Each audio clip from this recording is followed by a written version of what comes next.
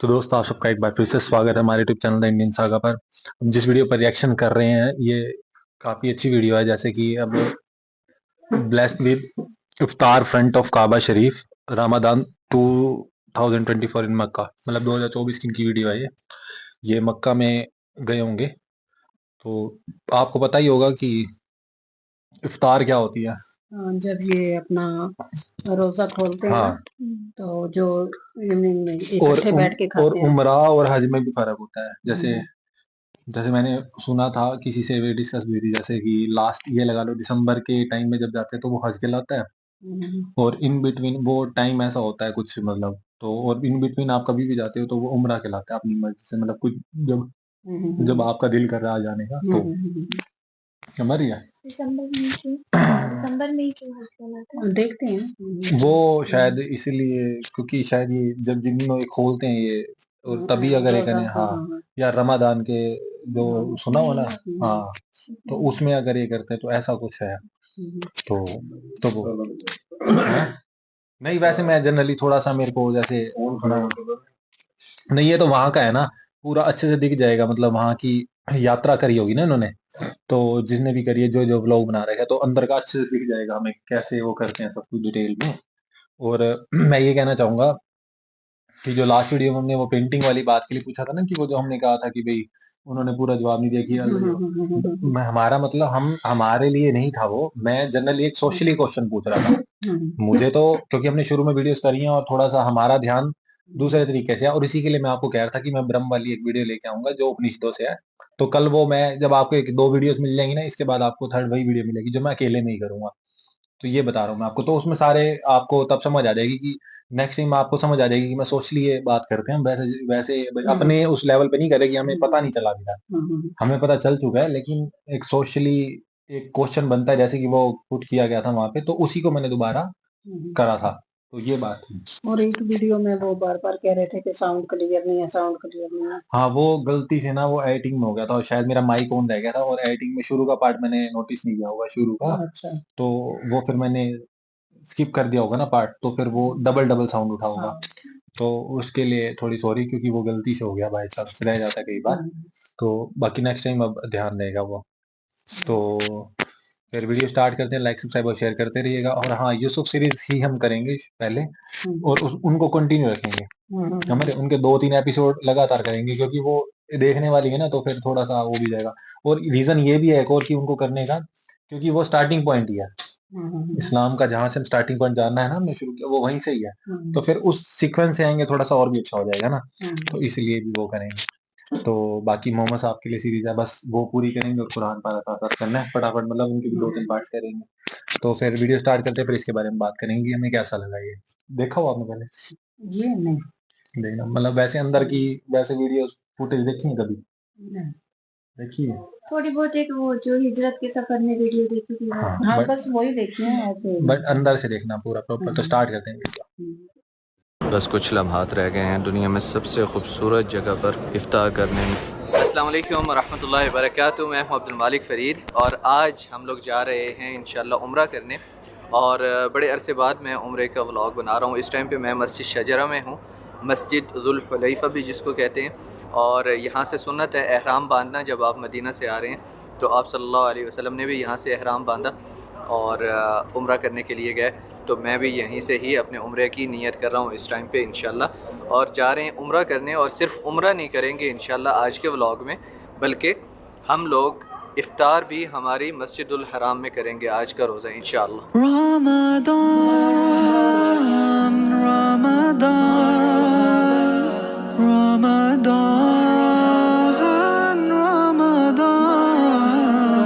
देखिए माशाल्लाह मस्जिदुल हराम में ना इफ्तार के लिए ये सब कुछ लेके जा रहे हैं। इधर सामने भी है, ये देखें, ये भी इफ्तार का सामान लेके जा रहे हैं। अभी असर का वक्त है, अजान होने वाली है, और मैं अभी यहाँ पर मस्जिदुल हराम में पहुँचा और इंशाल्लाह हमारा उम्रा जो है असर के बाद स्टार्ट करूँगा। आपने देखा होगा पहले वाले जो क्लिप है, मैं मस्जिद ज़ुल हुलैफ़ा से जब आया था तो रात का टाइम था, वो बिल्कुल ही रात ही थी। रात के 12 बजे वहाँ से एहराम बांधा था, फिर सुबह आके फजर पढ़ के ना मैं सो गया था, रेस्ट किया। और जोहर के बाद बहुत ज़्यादा धूप होती है, तो इसलिए उस टाइम पे नहीं आया, और मेरा परमिट भी इसी टाइम का था असर का, तो इसलिए अभी असर के टाइम मैंने जो है ना इंशाल्लाह उम्रा करना है।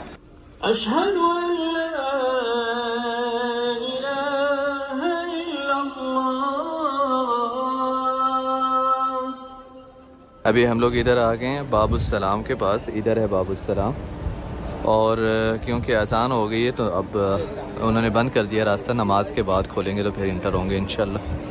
अब इधर ही नमाज़ पढ़ के जाएंगे हम इंशाल्लाह।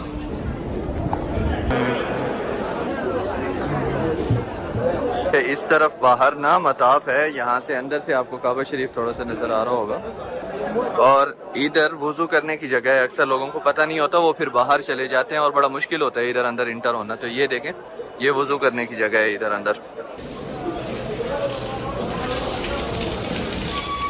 मुझे ठीक ठाक गर्मी लग रही थी इसलिए मैंने ना नया वज़ू कर लिया। सुभान अल्लाह, सुभान अल मलिक अल कुद्दूस अस्सलाम अल मुमिन अल मुहैमिन अर रज़्ज़ाक़। इस खूबसूरत घर के मालिक, ऐ मेरे अल्लाह, अहले ग़ज़ा पर रहम फरमा, उनकी मुश्किलात में आसानी फरमा या रब्बल आलमीन। या अल्लाह, जो लोग भी यहाँ पर तेरी इबादत कर रहे हैं, तमाम लोगों की इबादतें कबूल फरमा मेरे अल्लाह। और जो लोग भी या अल्लाह तेरा ये अज़ीम ख़ूबसूरत घर देखना चाहते हैं, यहाँ पर आके उम्रा करना चाहते हैं, इस घर की ज़ियारत करना चाहते हैं, हज करना चाहते हैं, या अल्लाह उनके लिए वसाइल बना। या अल्लाह उनका सफ़र आसान फरमाया या रब्बल आलमीन। या अल्लाह तमाम ख्वाहिशमंदों की नेक ख्वाहिशें पूरी फरमाया या रब्बल आलमीन। या अल्लाह तमाम मरीज़ों को शफ़ा अता फरमा मेरे अल्लाह। या अल्लाह तमाम अस्हाबे औलाद की औलाद को नेक फरमाया या रब्बल आलमीन। और जो लोग महरूम हैं इस नेमत से, या अल्लाह उनको ये औलाद की नेमत अता फरमाया या रब्बल आलमीन। अल्लाहुम्मा सल्लि व सल्लिम अला नबीना व अला आलिहि व अस्हाबिहि अजमईन या रब्बल आलमीन। जनाब, सबसे पहले मैं अपना उम्रा कर रहा हूँ, मतलब अपना तवाफ़ कर लेता हूँ पहले, और फिर आपको इस जगह के बारे में सब कुछ बताता हूँ। मैं अक्सर वीडियोस बनाता हूँ तो इसी तरीके से ही करता हूँ कि मैं अपना तवाफ़ पहले कर लेता हूँ, फिर बाद में चक्कर लगा के काबा शरीफ के गिर्द जो आप लोगों के लिए वीडियो बनानी होती है वो बना लेता होता हूँ। तवाफ़ का मतलब है कि काबा शरीफ के गिर्द चक्कर लगाना, और काबा शरीफ के गिर्द चक्कर लगाना यहाँ से शुरू होता है। ये हजर अस्वद वाला जो कोना है वहाँ से बिस्मिल्लाह अल्लाहु अकबर कह के आप शुरू करते हैं, और हजर अस्वद के सामने ही दूसरी लाइट है। इससे ये पता चलता है कि आपने तवाफ़ यहाँ से शुरू करना है। ये देखें, तवाफ़ में भी खजूर बांट रहे हैं। 3 दाने खजूर के आप यहीं पर मताफ़ में अपनी इफ्तार कर लें। चलें जी, 25 मिनट रह गए हैं और हम फ्री हो गए हैं अपने तवाफ़ से, और यहाँ हम बैठेंगे इंशाल्लाह। सुनो आई रमज़ान की सातें बढ़ा दी है अल्लाह ने नेमतें, है ये मग़फ़िरत और रहमत का माह, नहीं और किसी माह की यूं अज़मतें, नहीं और किसी माह।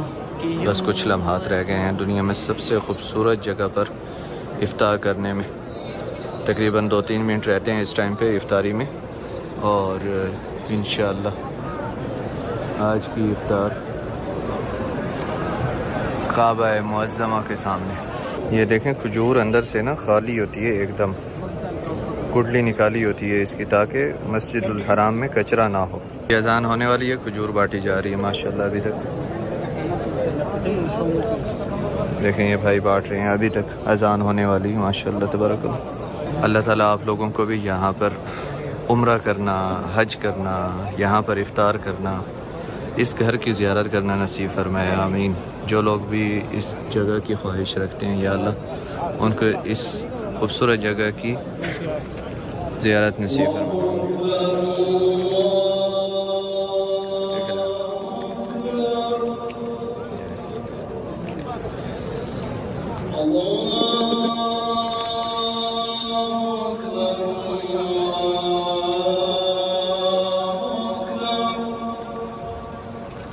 देखें, साथ साथ सफाई का ख्याल रखा जा रहा है। जो भी बैग खाली हो रहे हैं वो इसमें डाल रहे हैं। अभी ये खजूर बच गई है और अभी पानी नहीं मिला था यहाँ पर। मैं बिल्कुल काबा शरीफ के सामने आ गया था, तो इसलिए इंशाल्लाह अब नमाज के बाद जो है ना जाके ये खजूर भी खाएंगे, लेकिन पानी उससे पहले पीना बड़ा ज़रूरी है। और फिर हम लोग सई के लिए जाएंगे। सई मतलब सफ़ा मरवा के लिए जाएंगे इंशाल्लाह।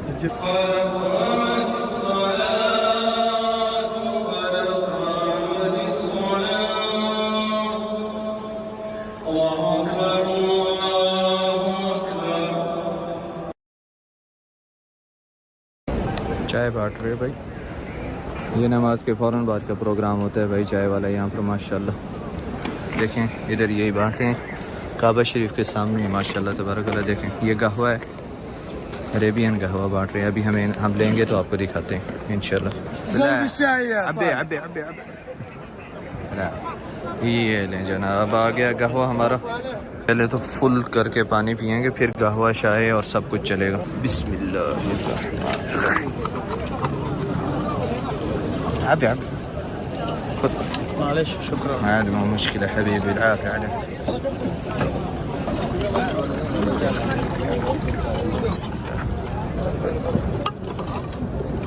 किसके लिए बर्गर सब पीने के लिए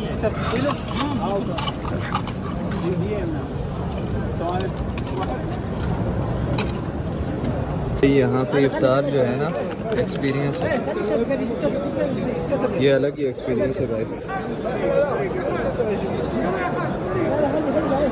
मैं जितने भी अल्फाज इस एहसास को दे सकूं कभी भी मैं फिर भी बयान नहीं कर सकता कि ये कैसा एहसास होता है। ये कहवा, ये साथ में सुकरी खजूर और जमज़म का पानी आपने पिया हुआ हो, काबा शरीफ का व्यू हो, इफ्तार हो, रमज़ान हो, सुभान अल्लाह सुभान अल्लाह। ये पहली मंजिल की सही पे आ गया हूँ और ऊपर देखें इलेक्ट्रिक व्हील चेयर्स चल रही हैं। चलें जी, आपके साथ मैं अपना एक बचपन का किस्सा शेयर करूंगा जो काबा शरीफ के साथ है। उससे पहले हम लोग हमारा आज का उम्रे का व्लॉग को समराइज़ कर लेते हैं। उम्रा अल्हम्दुलिल्लाह मैं मताफ से निकल के फिर आपको पता है उम्रा करते हैं आप काबा शरीफ के सामने होते हैं तो बड़े जज्बाती आपके लम्हात होते हैं। तो बहुत ज़्यादा फ़िल्म तो नहीं कर पाया, जितना किया वो आप लोगों को दिखा दिया। हम लोग फिर गए साई की तरफ, यानी कि जहाँ पर सफ़ा मरवा करते हैं वहाँ पर गए। उम्रा हो गया कंप्लीट, बस बाकी बाल कटवाने रहते हैं। रश देखें मस्जिदुल हराम में, वो लोग सब देखें तरावी पढ़ने के लिए आ रहे हैं माशाल्लाह। इधर से उम्रा करके लोग निकल के जा रहे हैं। इंशाल्लाह आज की तरावी हमारी यहीं पर होगी। वहाँ ऊपर से गेट से हम लोग अभी निकले और ये पूरा रश जो ऊपर से मैं आपको दिखा रहा था ये वाला क्लिप, और इधर ही बैठ के इंशाल्लाह आज तरावी पढ़ेंगे हम लोग। उसके बाद फिर तरावी की नमाज़ पढ़ी वहीं पर ही मस्जिदुल हराम में, और फिर गए बालों की कटिंग वगैरह करवाई और आ गया। लेकिन काबा शरीफ के साथ जो मेरा एक बचपन का किस्सा है या बचपन का जो रिश्ता है वो इस तरीके से है कि जब मेरे वालिद साहब वफ़ात पा गए, जब मैं 2 साल का था, तो तब जब मैं छोटा था तो मेरे घर वाले ही बताते हैं, ज़ाहिर है मैं हमेशा कहता था कि अब्बू के पास जाना है। तो घर वाले हमेशा कहते थे कि अब्बू जो है ना वो अल्लाह के पास चले गए हैं। तो मेरे जहन में एक ही बात होती थी कि मैं जब जाऊंगा ना अल्लाह के घर यानी कि काबा शरीफ, तो मुझे मेरे अब्बू नज़र आ जाएंगे, मेरे वालिद साहब नज़र आ जाएंगे, वहीं पर तवाफ़ कर रहे होंगे, ये कुछ भी इस तरह की एक बचपन की इमेजिनेशन होती है। तो फिर जब मैं बचपन में यहाँ पर आया तो आके देखा मुझे मेरे वालिद साहब नहीं मिले। लेकिन उसके बाद फिर मैं बचपन में यहीं पर ही मस्जिदुल हराम में ही पढ़ता था और कुरान शरीफ पढ़ता था, तहफ़ीज़ जिसको कहते हैं यहाँ पर। और उस टाइम भी मैंने बचपन में बहुत सारी इफ्तारियाँ यहाँ पर की हैं काबा शरीफ के सामने बैठ के। लेकिन अब बड़े हो के और थोड़ी बहुत समझ आके थोड़ा बहुत पढ़ के काबा शरीफ की फ़जीलत जान के अब जो जज्बात होते हैं काबा शरीफ के सामने इफ्तार करने की या काबा शरीफ के सामने सिर्फ पेश होने के भी, तो वो बिल्कुल अलग होते हैं। तो इसलिए ये आज का व्लॉग काफ़ी ज़्यादा इमोशनल था, मेरे दिल के बहुत ज़्यादा करीब था। और ये जितनी भी चीज़ें हैं हम अल्फाज में हमारे लिए बयान करनी काफ़ी मुश्किल होती हैं।